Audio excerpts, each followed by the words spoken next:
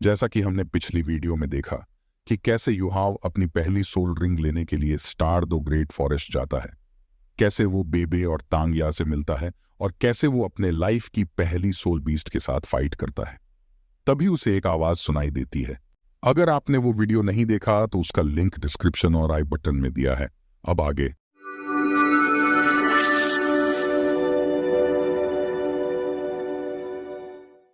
युहाव डर से उसकी तरफ बढ़ते हुए एक लाइट को देख रहा है।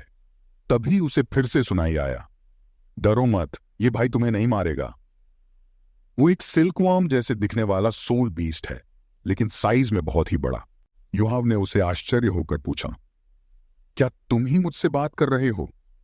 तब वो सिल्कवर्म बोला, ये तो जाहिर है कि मैं ही तुमसे बात कर रहा हूं।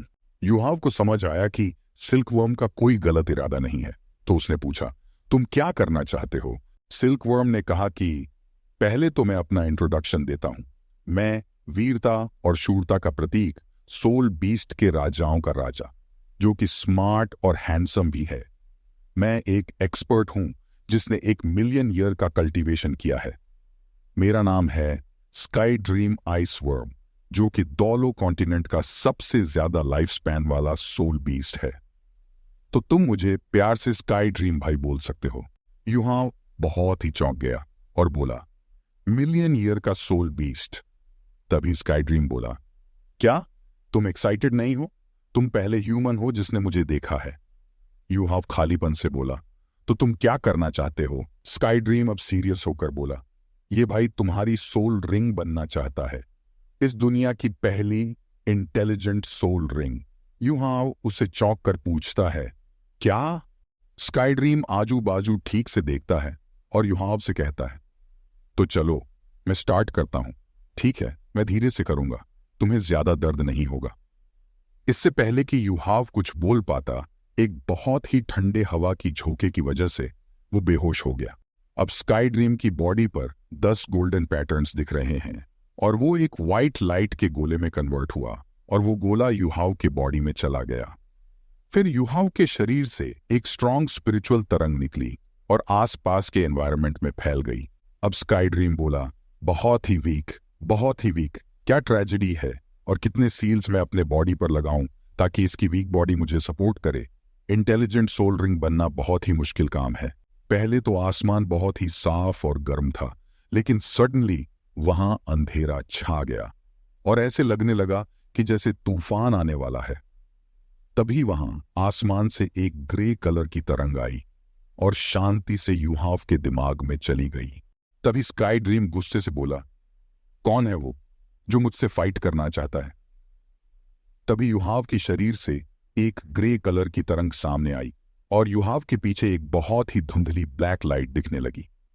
उसे एक बूढ़े का आवाज आया, ये हाथ सूरज और चांद को पकड़ लेता है और तारे भी तोड़ लेता है। इस दुनिया में मेरे जैसा कोई नहीं। मैंने कभी नहीं सोचा था कि मेरे सोल का कोई निशान अभी भी बचा होगा। स्काई ड्रीम के इतने स्ट्रॉन्ग स्पिरिचुअल अटैक का उस ब्लैक लाइट पर कुछ भी इफेक्ट नहीं हो रहा था। एक झटके के साथ वो ब्लैक लाइट गायब हो गई। तभी स्काई ड्रीम कंप्लेन करने लगा कि मैं इतना भी अनलकी नहीं हो सकता। इतनी मुश्किल से एक स्पिरिचुअल टाइप का ह्यूमन मिला है, लेकिन ये कमीना मुझसे वो छीनना चाहता है। क्या हेवन को मेरे जैसे जीनियस से जलन हो रही है? कुछ देर बाद स्काई ड्रीम बोला, वाह, जो मुझे खाना चाहते थे उनसे अब मैं आजाद हूं।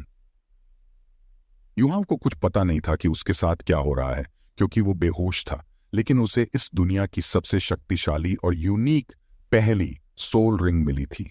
अब स्काई ड्रीम और उसका ऑरा पूरी तरह वहां से गायब हो चुका है। तभी वहां तांगया और बेबे पहुंच चुके हैं। तांगया चिंता से बोलती है, लगता है हमें आने में देर हो गई। इस पर अटैक हो चुका है। ये सोल बीस्ट्स आजकल बहुत ही ज्यादा ही आक्रामक हो चुके हैं। वो स्टार दो ग्रेट फॉरेस्ट के बाहर आए थे।